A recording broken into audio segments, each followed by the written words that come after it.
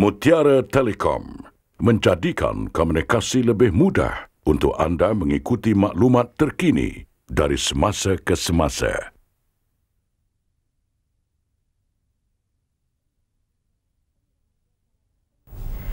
Pembinaan prasarana Cyberjaya bermula untuk mengurak langkah merealisasikan MSc. Kerajaan Zaire tumbang kepada pemberontak.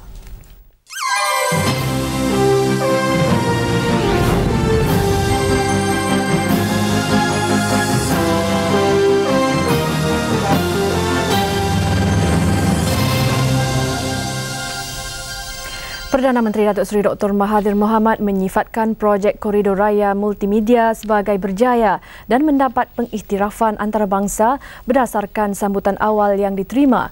Sehubungan itu, tumpuan kini diberi kepada usaha perundangan untuk memastikan kemudahan era teknologi maklumat itu tidak disalahgunakan. Dalam pada itu, Perdana Menteri menggesa syarikat tempatan supaya tampil menerokai manfaat dan peluang yang bakal diraih.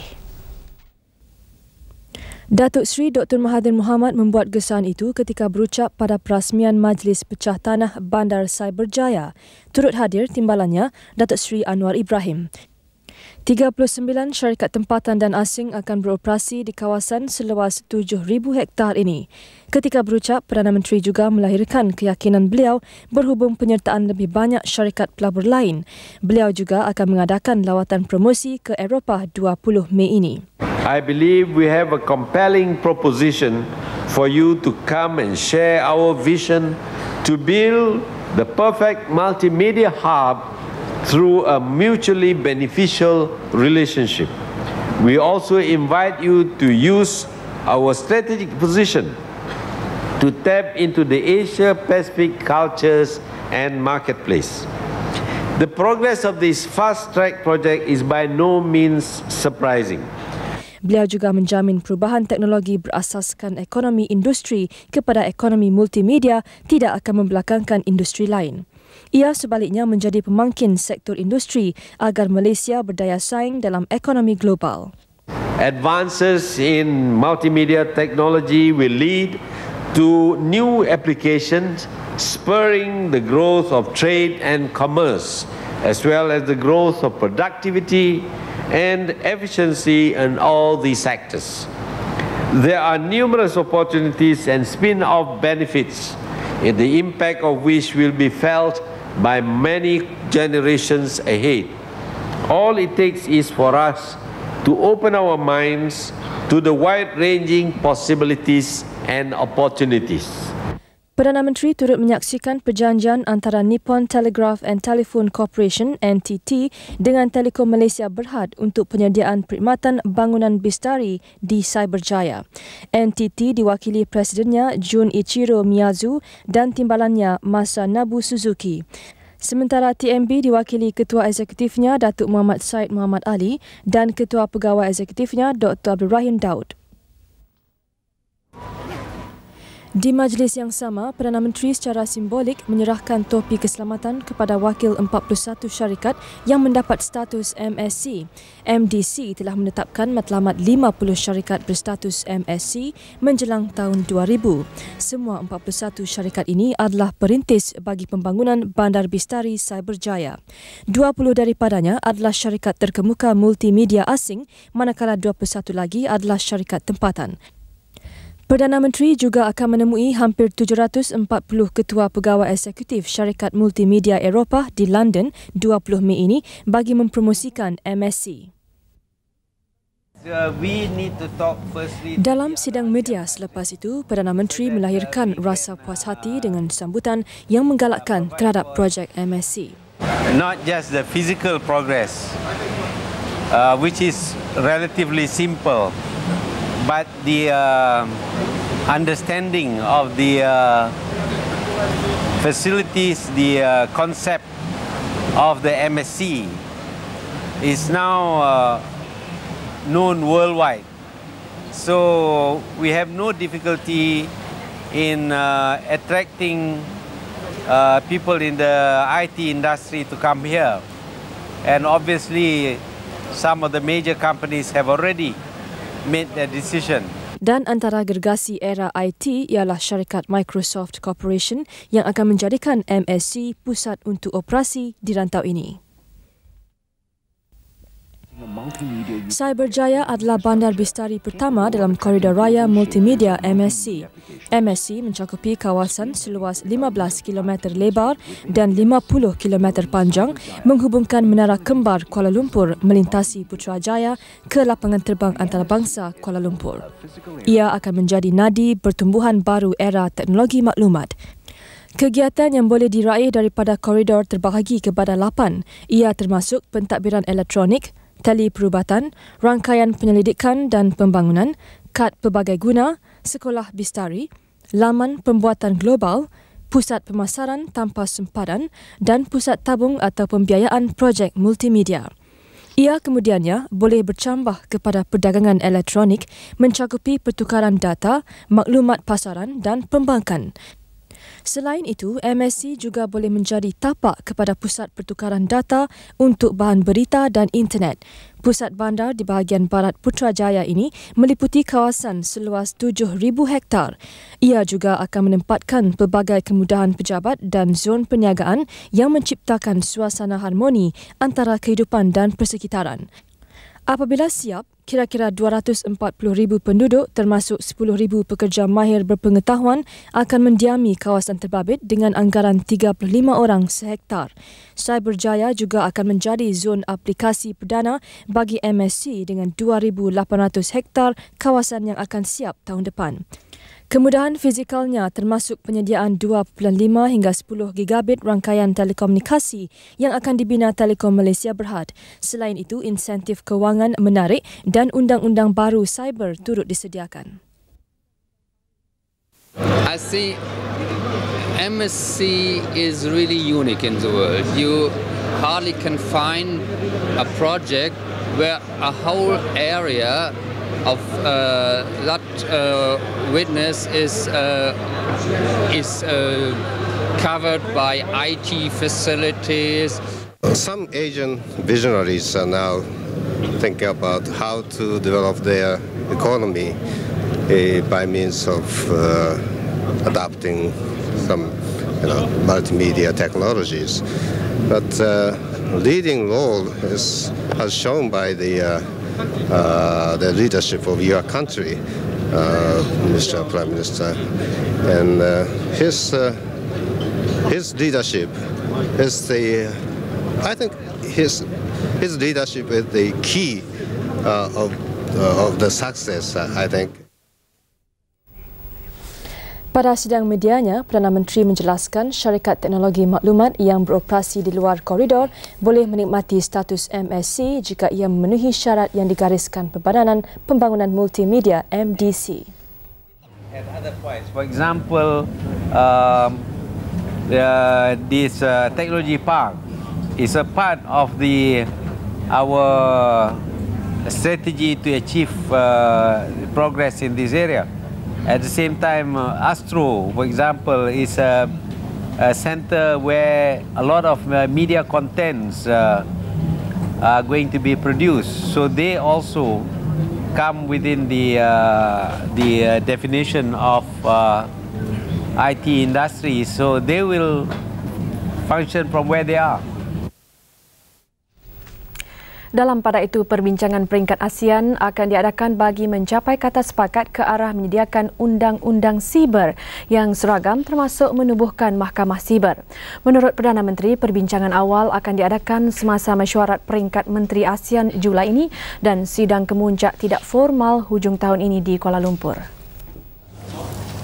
Yes, we need to talk firstly to the other ASEAN countries so that we can provide for a sort of uniform set of laws. But eventually, of course, the world will have to come to terms with this new technology, which appears to have no respect for borders. So unless we agree on some standards, we may be misusing the media. Sementara itu, Perdana Menteri berkata Malaysia kini sedang menggubal akta menyeluruh mengenai multimedia yang semakin berkembang. Beliau menambah dengan adanya akta baru ini, peranan Kementerian Penerangan dalam mengawal selia industri media tempatan akan berkurangan. Akta yang menekankan seliaan dalaman itu dijangka akan dibentang dan diluluskan Parlimen tahun ini. The Convergence Act has become necessary because telephony, broadcasting, data transmission and all that is now possible with almost common hardware. So you cannot say that this company is involved only in telephony and this one is broadcasting, because all of them can have the same capacity. So we need to have an act that will cover the overlapping role of all these new technologies. Di sidang media yang sama, Datuk Seri Dr. Mahathir turut mengulas mengenai kejatuhan Bursa Saham Kuala Lumpur. Kejatuhan pasaran saham itu dikatakan berpunca daripada kabar angin mengenai penurunan nilai mata wang baht Thailand dan turut dikaitkan dengan berita percutian Perdana Menteri. You know, these people who play the market, they are looking for all kinds of signs, and it is quite unrelated. Number one, the Malaysian economy is doing as well as ever, and the fundamentals are good. The companies are all profitable, and yet because of something happening elsewhere, they pull out their investments. As far as my leave is concerned, I'm on leave, yes, like anybody else. There are other leaders who have taken 6 months sabbatical leave, and it seems to be all right. I'm taking only 2 months. At the same time, my deputy will be acting, so he has full power to carry on the work as Prime Minister. And of course, if there is anything very special, I will have to cut my leave. So I hope you don't create any problem for me.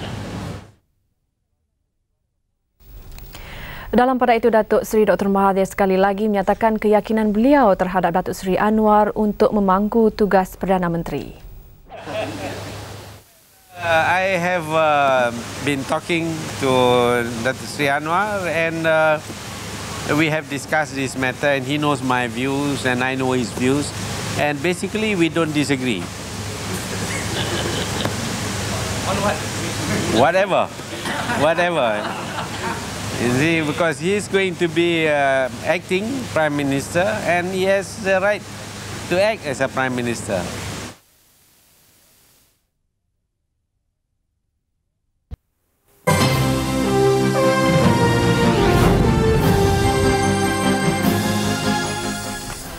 Kita ke berita luar negara. Pemimpin pemberontak Zaire, Laurent Kabila, mengisytiharkan dirinya ketua negara. Beliau memberi tempoh sehingga pukul 6 petang esok waktu Malaysia bagi tentera kerajaan menyerah diri. Sebelum itu, Presiden Zaire, Mobutu Sese Seko, mengumumkan pelentakan jawatan.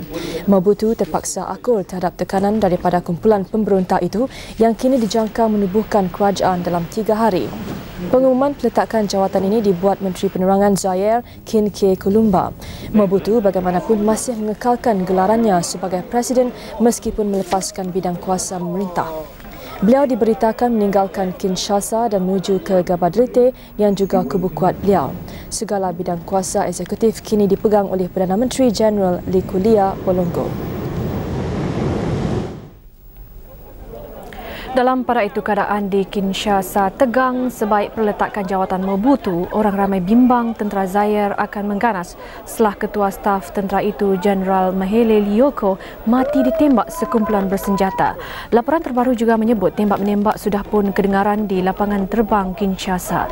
Ibu kota Zaire ini hanya menanti masa diserang pemberontak pimpinan Laurent Kabila.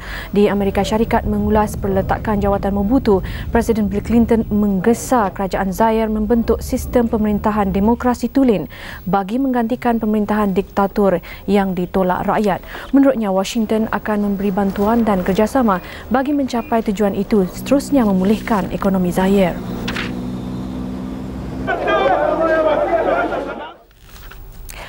Proses pengiraan undi pilihan raya kecil Parlimen Teluk Intan dijangka bermula bila masa dan keputusan rasmi dijangka akan diketahui menjelang pukul 10 malam ini. Laporan menyebut kurang 53% daripada lebih 50,000 pengundi keluar mengundi sejak pusat pengundian dibuka pukul 8 pagi dan ditutup pukul 5.30 petang tadi. Pilihan raya di kawasan ini diadakan berikutan kematian wakil rakyat dari Barisan Nasional Ong Tin Kim bulan lalu. Dalam pemilihan ini, calon Barisan Nasional Dr. Chee Si Chok ditentang calon DAP M. Kulasegaran dalam pertandingan 1 lawan 1. 34 pusat mengundi di kawasan ini dibuka sejak jam 8 pagi. Seramai 565 kaki tangan disediakan Suruhanjaya Pilihan Raya bagi menjamin kelancaran pengundian. Tinjauan TV3 mendapati kebanyakan pengundi yang keluar pagi tadi adalah kaum wanita dan warga tua. Segelintir kaki tangan edaran automobil nasional ION dikesan bersubahat dalam kegiatan spekulasi kereta nasional. Pengarah urusan ION, Datuk Muhammad Azmi Abdul Wahab yang membuat pengakuan itu berkata jabatan auditnya kini sedang menjalankan siasatan.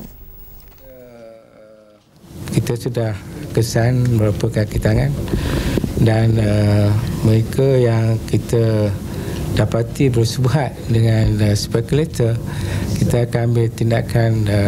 Kita telah pun mengambil tindakan disiplin terhadap kaki tangan kita. Menurutnya, tindakan disiplin itu termasuk pembuangan kerja. Beliau juga tidak menolak kemungkinan Badan Pencegah Rasuah diminta campur tangan. Perkembangan terbaru ini menyusul selepas mesyuarat khas 9 hari bulan lalu yang dipanggil khas oleh Kementerian Perdagangan Dalam Negeri dan Hal Ehwal Pengguna berhubung rungutan orang ramai. Orang ramai mendakwa mereka terpaksa menunggu berbulan-bulan selain terpaksa membayar harga yang tinggi untuk kereta terpakai. Hasilnya, 2 langkah yang tertera di kaca TV anda dipersetujui. ION juga bercadang untuk menghalang pembeli daripada menjual kereta baru yang dibeli dalam tempoh 12 bulan. Ketika ditemui hari ini, Datuk Muhammad Azmi berkata, sebagai langkah tambahan, pihaknya kini mewajibkan pemohon menyertakan salinan kad pengenalan untuk mencegah kegiatan spekulasi kereta nasional daripada berleluasa. Menteri di Jabatan Perdana Menteri Datuk Abang Abu Bakar Mustafa yang dimasukkan ke Hospital Pakar Ampang Puteri Kuala Lumpur minggu lalu kerana demam kuning dilaporkan beransur pulih. Menurut Setiausaha Akhbarnya Ali Zulfakar Zainal Abidin, Datuk Abang Abu Bakar, 55 tahun, dibenarkan keluar dari hospital berkenaan semalam. Beliau kini bercuti rehat dan dijangka kembali bertugas hujung bulan depan.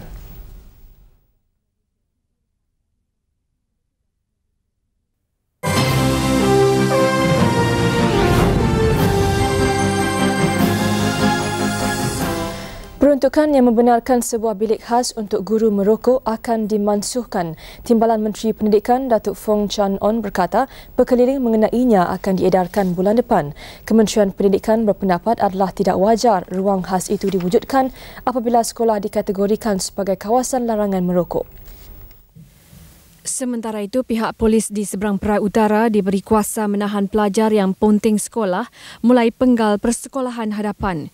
Keputusan meminta bantuan pihak polis dibuat Jawatan Kuasa Pembangunan Daerah Seberang Perai Utara yang mendapati keadaan itu makin membimbangkan.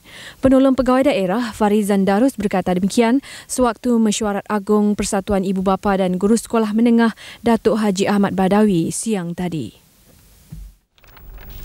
Seorang tekong dan 5 awak-awak warga Thailand ditahan ketika sedang menangkap ikan di perairan negara kira-kira 23 batu nautika dari Pantai Kemasin, Kelantan pagi tadi. Mereka berjaya ditangkap walaupun cuba melarikan diri ketika dihampiri bot peronda Jabatan Perikanan KPS Semilang. Turut ditahan sebuah bot pukat tunda yang digunakan nelayan berkenaan. Bot terbabit dikesan bot peronda Jabatan Perikanan kira-kira pukul 7.40 pagi tadi. Bot ini didaftarkan di Patani. Pengarah Perikanan Negeri Ni Abdul Wahab Maddiah berkata tekong dan awak-awak berkenaan akan didakwa mengikut Seksyen 15-1-A Akta Perikanan 1985. Sabit kesalahan, tekong terbabit boleh didenda RM1 juta manakala awak-awak RM500,000 seorang. Mereka akan dihadap ke Mahkamah Isnin ini. Sepasang suami isteri ditahan polis cawangan narkotik Johor Bahru kerana disyaki terbabit dalam kegiatan pengedaran ganja. Turut dirampas 28 kg ganja dipercayai milik pasangan itu. Ketua Jabatan Narkotik Johor, Pemangku Timbalan Pesuruhjaya Polis Muhammad Ali Yusof berkata, pasangan terbabit ditahan 13 Mei lalu di sebuah stesen minyak. Ketika ditahan, pasangan terbabit bersama 4 anak mereka berusia antara 5 bulan dan 14 tahun. Polis menjumpai 2 kilogram ganja di dalam kereta pasangan terbabit dan hasil siasatan, polis turut menjumpai 26 kilogram ganja di rumah mereka di Senai Utama, Johor Bahru. Mereka ini merupakan rangkaian sindiket pengedar ganja yang telah bertapak di kawasan Pandan dan Lakin. Dua-dua mereka kini ditahan reman mengikut Seksyen 117 Kanun Acara Jenayah. Ini adalah tangkapan kedua terbesar tahun ini. Sementara itu dalam operasi berasingan pada Mei lalu, seorang warga Myanmar berusia 26 tahun ditahan di Lakin kerana memiliki 2 paun heroin. Polis juga menahan seorang lelaki Cina yang mempunyai 4 paun heroin dalam simpanannya. Kedua-dua mereka kini masih ditahan bagi siasatan lanjut. Di Pulau Pinang, sekumpulan nelayan menemui 7 bungkusan plastik mengandungi ganja terapung-apung berhampiran pantai di daerah Kuala Muda, Butterworth. Ketua Polis Daerah Seberang Perai Utara, Penolong Pesuruhjaya Kamarudin Yusof berkata, sebuah sampan nelayan ditemui karam 50 meter dari kawasan pantai dipercayai untuk menyeludup ganja itu ke kawasan berhampiran. Tidak berapa jauh daripada pantai, terdapat sebuah bot yang telah karam. Bot ni dipercayai bot ikan dan dipercayai bot ni telah karam oleh kerana terlanggar batu karang. Bot tu masih lagi ada di tempat itu. Bungkusan ganja itu hanyut dipukul ombak selepas sampan terbabit karam. Polis percaya ia satu cubaan menyeludup ganja melalui jalan laut menggunakan persisiran pantai Kuala Muda. Orang ramai yang mempunyai maklumat berhubung kes itu diminta menghubungi polis bagi membantu siasatan. Bahagian Penguatkuasa Kementerian Perdagangan Dalam Negeri dan Hal Ehwal Pengguna di Pulau Pinang merampas pelbagai barangan tiruan jenama terkenal bernilai lebih RM45,000. Rampasan dibuat hasil 2 serbuan di sekitar Georgetown pagi tadi. Serbuan pertama dilakukan di Kota Giam pukul 6 pagi tadi. Telah membuat satu serbuan di Kota Giam, iaitu satu kawasan yang kita tahu sekarang ni begitu popular dengan aktiviti trade di dalam imitation barang-barang tiruan. Jadi pagi ini di tempat ni kita telah menyebutkan 3 premis. Pelbagai barangan kulit serta jam tangan menggunakan jenama terkenal dirampas dalam serbuan berkenaan. Semua barangan dianggar bernilai RM15,000. Sejurus kemudian, sepasukan 8 anggota penguatkuasa menyerbu sebuah rumah di Air Hitam dan merampas pelbagai jenis pakaian tiruan berjenama terkenal. Barangan yang dirampas dianggar bernilai lebih RM30,000. Pihak penguatkuasa turut menahan seorang wanita berusia 35 tahun untuk membantu siasatan. 5 lelaki yang disyaki terbabit dalam beberapa kes curi barangan elektronik ditahan polis di rumah mereka di Jalan Temyang, Seremban Negeri Sembilan dalam satu serbuan awal pagi tadi. Dengan penangkapan itu, polis percaya dapat menyelesaikan kes berkenaan. Operasi diadakan Jabatan Siasatan Jenayah Negeri dibantu Unit Jenayah Berat Polis Bukit Aman. Ia bermula 11 malam semalam dan berakhir 5 jam kemudian. Operasi diketuai Timbalan Ketua Jabatan Siasatan Jenayah Negeri 9, Penguasa Abu Bakar Johar. Dan dalam serbuan ini, 38,000 unit barangan elektronik dikenali peredam bunyi bernilai lebih RM30,000 dirampas. Ketua Jabatan Siasatan Jenayah Negeri Penolong Penguasa Kamarul Zaman Hitam berkata mereka yang ditahan berusia dalam lingkungan 25 hingga 45 tahun. 2 daripadanya ialah bekas pekerja Tenaga Nasional Berhad. Kelima-lima lelaki itu kini ditahan reman mengikut Seksyen 17 Kanun Acara Jenayah. Hujan lebat selama 3 jam petang tadi mengakibatkan beberapa jalan utama dan kawasan perumahan di Kota Kinabalu, Sabah ditenggelami air setinggi 0.5 hingga 1 meter. Hujan lebat disertai petir bermula 3 petang tadi. Ia reda kira-kira 3 jam kemudian. Menurut jurucakap Bilik Gerakan Ibu Pejabat Polis Negeri di Kepayan, kawasan terbabit ialah Jalan Penampang, Jalan Tuaran dan Jalan Luyang yang dinaiki air setinggi 0.75 hingga 1 meter.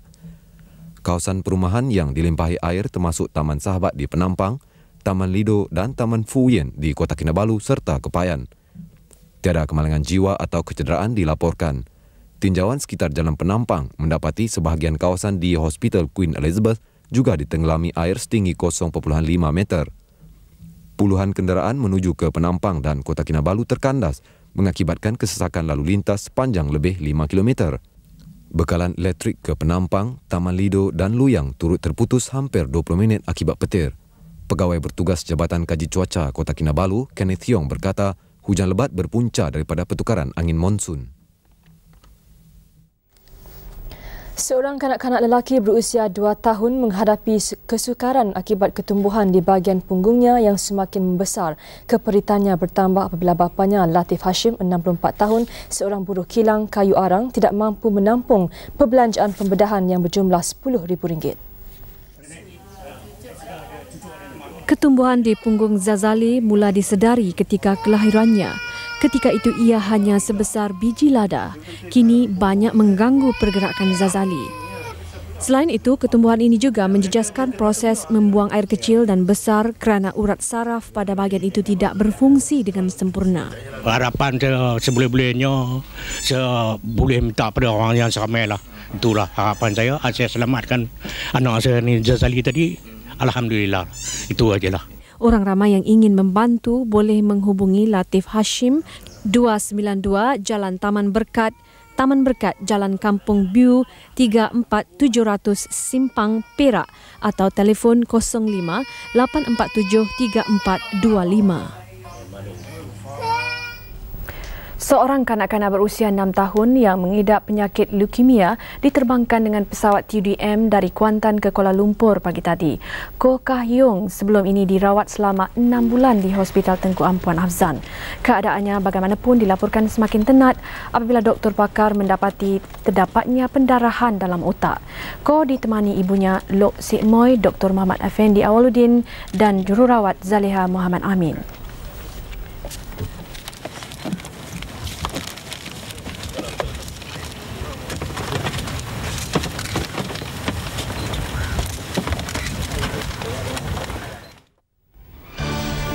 Kes pembunuhan paling dahsyat di Indonesia.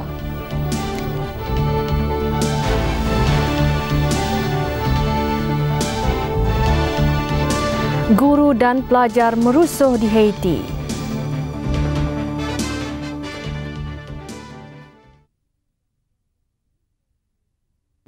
Biarpun hujan atau panas, keunggulan Far Weather Coat memang terjamin.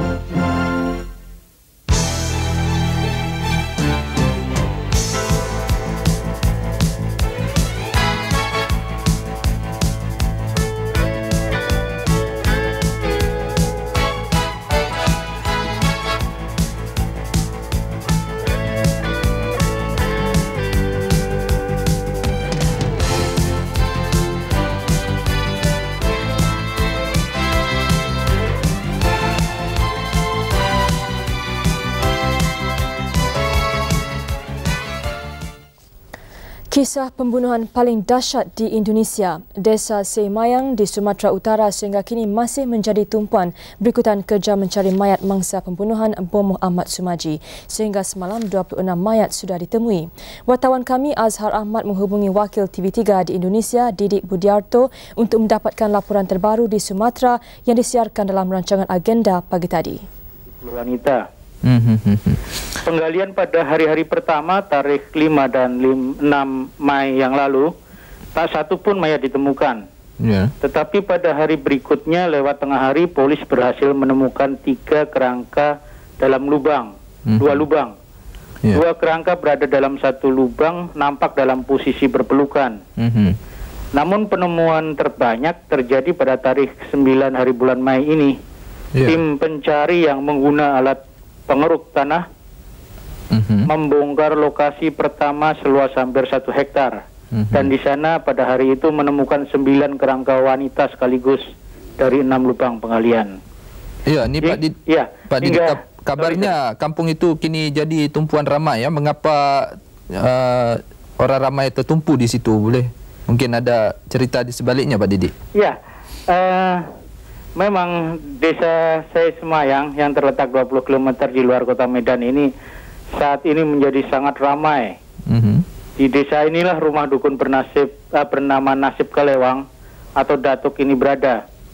Desa yang semula sepi ini jadi ramai karena ribuan orang setiap hari datang silih berganti untuk menengok rumah dan lokasi pembunuhan. Ya. Rusuhan pelajar dan guru di Port-au-Prince, Haiti masuk hari kedua membawa kepada pertempuran dengan pihak polis. Rusuhan dicetuskan golongan pelajar sebagai susulan kepada tindakan mogok kalangan guru yang tidak dibayar gaji sejak 14 bulan lalu. Dalam rusuhan ini, beberapa bangunan dan kenderaan dibakar. Sebagai tindak balas, polis melepaskan gas pemedih mata dan peluru hidup ke udara untuk mengawal keadaan. 5 orang dilaporkan cedera. Beberapa kumpulan tidak dikenali juga bertindak menyerang polis di kediaman mereka menyebabkan seorang anggota polis mati sementara seorang lagi cedera akibat ditembak. Kim Hyun-chul, anak kepada Presiden Korea Selatan Kim Yong-sam, menanti satu lagi tuduhan terhadapnya selepas terbabit dalam skandal syarikat Hanbo. Pendakwa raya kini cuba mendapatkan waran bagi penahanannya bersabit kes rasuah dan tindakan mengelak daripada membayar cukai. Waran terbabit dijangka dikeluarkan esok. Hyun-chul yang kini dalam tahanan polis susulan skandal syarikat Hanbo menafikan dakwaan itu. Sebaliknya, beliau mendakwa sejumlah wang yang diterima daripada ahli perniagaan di negara itu bukannya rasuah. Jika sabit kesalahan, Hyun-chul akan dikenakan hukuman penjara maksimum 5 tahun. Penahanan Hyun-chul dikatakan puncak kepada skandal rasuah terbesar Korea Selatan sejak kes itu dibongkar Januari lalu. Presiden Rusia Boris Yeltsin mengarahkan semua pegawai atasan dan ahli keluarga mereka mengisytiharkan sumber pendapatan serta harta yang dimiliki sebagai langkah membersihkan pentadbiran kerajaannya daripada gejala rasuah. Yeltsin membuat kenyataan itu ketika berucap melalui radio. Isu rasuah menjadi topik utama Yeltsin sejak dilantik semula menjadi presiden bagi penggal kedua. Sementara itu, ketidakpuasan hati rakyat terhadap kerajaan berhubung gejala terbabit dipaparkan melalui sebuah filem cerita arahan bekas pengawal pribadi Yeltsin, Viktor Sergeyev. Filem itu kini ditayangkan untuk tontonan umum.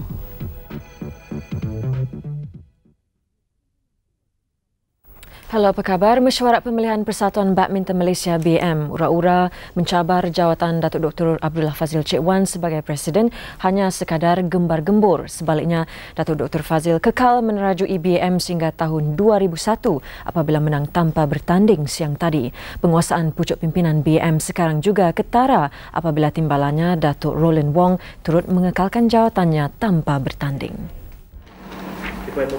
Bagaimanapun, ada perubahan jawatan setiausaha kehormat yang kini dipegang Datuk Al-Amin Majid. Beliau yang juga pengerusi jawatan kuasa kejurulatihan BM menggantikan Datuk Panch Gunalan. Datuk Gunalan yang juga setiausaha agung Gabungan Badminton Asia ABC meletakkan jawatannya. Bagaimanapun, Datuk Gunalan dilantik pengerusi jawatan kuasa pembangunan. Apa yang agak mengejutkan ialah laluan mudah Datuk Abdul Fazil. Dia sebelum ini dikatakan bakal dicabar pengerusi kebudayaan belia dan sukan Selangor, Datuk Abdul Fattah Iskandar. Menurut Datuk Dr. Fazil, satu portfolio baru diwujudkan bagi peringkat wilayah utara, tengah, selatan, pantai timur serta Sabah dan Sarawak. Wakil Selangor Datuk Zainal Dahlan dilantik mengemudi wilayah tengah. Semua mereka ini adalah pengerusi peringkat atau Presiden Persatuan Peringkat Negeri. Dan semua mereka terlibat dalam ESCO lah. Justru itu, kini 17 pengerusi dalam struktur BM berbanding 12 sebelum ini. Selain menaruh kepercayaan kepada Datuk Dr. Fazil, pendirian pengundi BM juga sebulat suara mengekalkan Datuk Roland Wong sebagai timbalan Presiden. Serentak itu, jawatan kuasa baru BM meletakkan sasaran sekurang-kurangnya 1 pingat emas pada Sukan Olimpik tahun 2000 di Sydney. Menjelang bola sepak Piala Dunia Belia bulan depan, nasib Stadium Perak menjadi gelanggang masih dalam keadaan samar apabila diberi tempoh seminggu lagi memastikan persiapannya. Namun berita positif bagi Stadium Darul Aman yang disahkan sebagai satu daripada 6 gelanggang kejohanan. Pengesahan itu diumumkan oleh Wakil Persekutuan Bola Sepak Antarabangsa FIFA, Datuk Peter Velapan selepas melakukan pemeriksaan terakhir siang tadi. Datuk Velapan dan Pengerusi Jawatan Kuasa Penganjur Tempatan LOC Tengku Abdullah Sultan Ahmad Shah menghabiskan masa lebih sejam meninjau Stadium Darul Aman. Tumpuan utama ialah pembukaan padang serta tempat duduk peminat yang diubah suai. Datuk Velapan berpuas hati dengan persiapan Stadium Darul Aman. Katanya usaha bersungguh-sungguh pengurusan stadium harus dijadikan contoh oleh pihak lain bagi menjayakan kejohanan berprestij itu. Particularly pleased to see the use of our own cow grass for the main playing pitch. We still think this is the best grass in Malaysia for our stadiums. Tengku Abdullah turut berpuas hati dengan persiapan yang dilakukan. Katanya Stadium Darul Aman pasti menjadi pilihan kerana ia memenuhi kriteria yang dikehendaki oleh FIFA. Stadium Kedah mempunyai segala kemudahan-kemudahan yang diperlukan oleh pihak FIFA. So, in other words, Kedah is fit to host. Bagaimanapun, beliau kurang yakin dengan keadaan Stadium Perak dan akan melakukan pemeriksaan terakhir Jumaat depan. Dalam perkembangan berkaitan, Perak meminta kebenaran FAM mengadakan satu perlawanan Liga Perdana di Stadium Perak. Permintaan itu bagi menguji sejauh mana sedianya keadaan padang Stadium Perak untuk menjadi tuan rumah Piala Dunia Belia. Masih mengenai bola sepak tempatan, Melaka heboh dengan pergolakan dalaman. Persatuan Bola Sepak Melaka MAFA memecat setiausaha kehormatnya Hahi Saleh berkuat kuasa semalam. Menurut sumber, surat pemecatan itu ditandatangani pemangku Presiden MAFA Nawawi Johari semalam. Hahi dipecat kerana dikatakan melakukan 13 kesalahan termasuk membuat kenyataan akhbar tanpa kebenaran dan melantik jawatan kuasa kecil persatuan. Hahi dilantik sebagai setiausaha kehormat pada November 1995 oleh bekas Ketua Menteri Melaka Datuk Seri Muhammad Zain Abdul Ghani sewaktu beliau menjadi Presiden MAFA. Beralih ke bola sepak antarabangsa, Ketua Pasukan Argentina Gabriel Batistuta kini dikaitkan dengan juara Liga Perdana Inggeris Manchester United. Akhbar Itali melaporkan United menambah tawarannya kepada 52.5 juta ringgit untuk mendapatkan hikmat penyerang Fiorentina itu. Bagaimanapun tawaran itu enggan disahkan oleh Fiorentina. Sementara itu, United seri 2 sama dengan Coventry City pada perlawanan amal untuk tabung bekas pemain Coventry David Bust. Terpaksa bersara akibat kecederaan serius ketika menentang United 13 bulan lalu. Dan United menjadi pilihan untuk perlawanan amal ini yang berjaya mengumpul 1 juta ringgit. Turut membintangi Coventry ialah Paul Gascoigne. Coventry menerima peluang awal menerusi seorang lagi pemain jemputan, Les Ferdinand yang diselamatkan Peter Schmeichel. Namun Gascoigne berjaya membuka tirai jaringan. United menyamakan kedudukan pada babak kedua menerusi sepakan penalti Eric Cantona. Ketua pasukan United ini menyumbat gol kedua 4 minit sebelum whistle penamat. Coventry menerima sepakan penalti pada minit terakhir dan Bus sendiri masuk ke padang untuk menjaringkan gol penyamaan Coventry. Bus turut berterima kasih kepada pengurus United, Alex Ferguson, kerana menepati janji menurunkan barisan terkuat bagi memastikan sambutan meriah. Kejohanan golf terbuka amatur Malaysia Pan West, pemain amatur negara R. Nachimutu membuat kejutan apabila menjuarai kejohanan melalui penentuan sudden death setelah terikat 296 pukulan bersama Rion Saya dari New Zealand. Sekaligus kejayaan Nachimutu menamatkan kemarau 12 tahun pemain negara sejak kali terakhir dimenangi Sufian Tan pada tahun 1985. Saingan hari terakhir ternyata sengit dengan 4 pemain, Hamid Kalon dari India, Rion Saya dari New Zealand dan 2 pemain negara Abang Khalifa dan R. Nachimutu saling bertukar kedudukan teratas. Bagaimanapun, Hamid tenggelam lebih awal pada 9 lubang pertama meninggalkan saingan kepada Rion, Abang Khalifa dan Nachimutu. Kejayaan terbayang buat Abang Khalifa setelah menjarakkan diri dengan 2 pukulan di depan Rion dan Nachimutu. Namun double bogey pada lubang ke-17 dan bogey pada lubang terakhir menamatkan cabaran Abang di tangga ketiga dengan 297 pukulan. Abang yang menahan kesedihan mengakui kesilapannya pada saat akhir. Tapi tersilap besar sampai lubang 16. Saya chip DAF, lepas tu 34, lasul saya tak tahu nak buat apa. Lepas tu masuk bunker. Sementara kemenangan Nachimuthu dinanti penuh debaran menerusi penentuan sudden death lubang ke-10. Namun ketenangan pelatih sukan si negara ini melakukan PA begitu mengkagumkan peminat. Hadiah disampaikan pemangku yang di-Pertuan Besar Negeri Sembilan, Tengku Nakiuddin Tuanku Jaafar.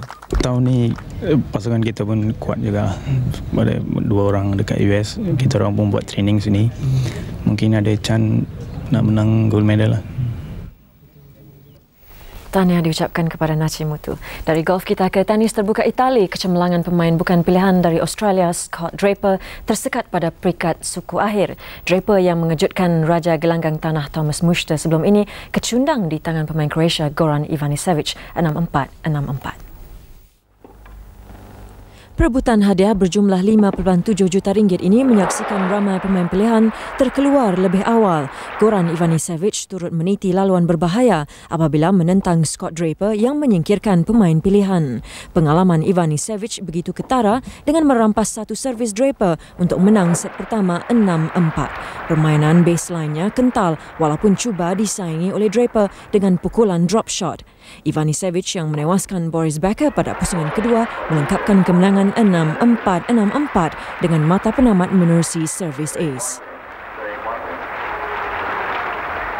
Bekas juara terbuka Perancis Jim Courier juga tersekat pada suku akhir di tangan bintang Chile Marcelo Rios. Courier dibekal keyakinan selepas mengejutkan pilihan pertama Pete Sampras. Namun Rios yang tersenarai antara jago gelanggang tanah liat sukar dijinakkan. Juara terbuka Monte Carlo minggu lalu, Rios menang 6-3, 3-6 dan 7-6 dalam pertarungan sengit.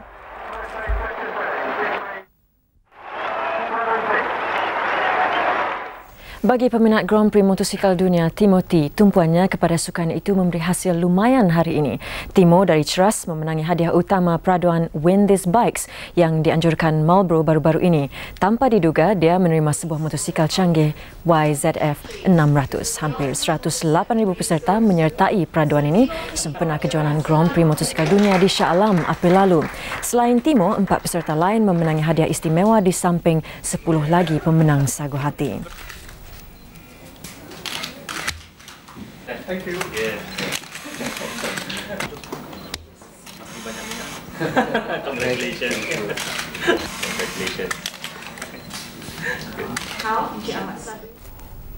Laporan itu tadi mengakhiri segmen sukan untuk malam ini. Kita kembali bersama Nurmala dan Syawati seketika nanti. Diucapkan selamat malam di mana jua anda berada. Selamat malam.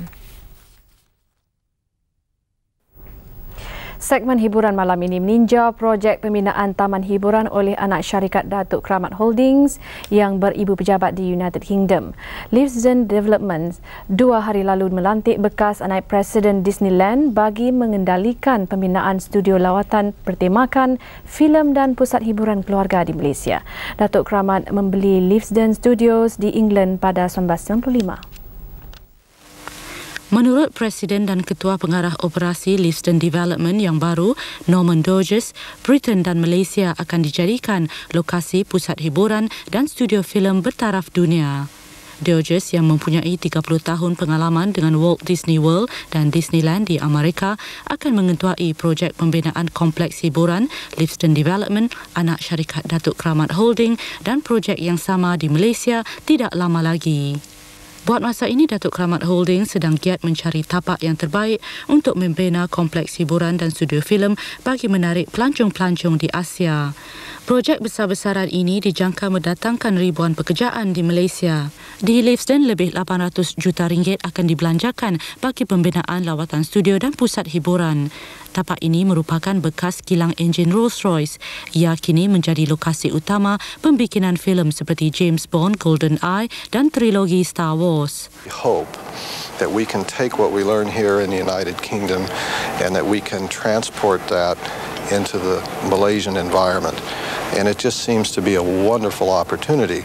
Selaku bekas naib Presiden Disneyland, Dodgers terbabit dalam melakar pelan induk, rekaan, kejuruteraan dan pembinaan pusat hiburan keluarga di Amerika yang terkenal itu.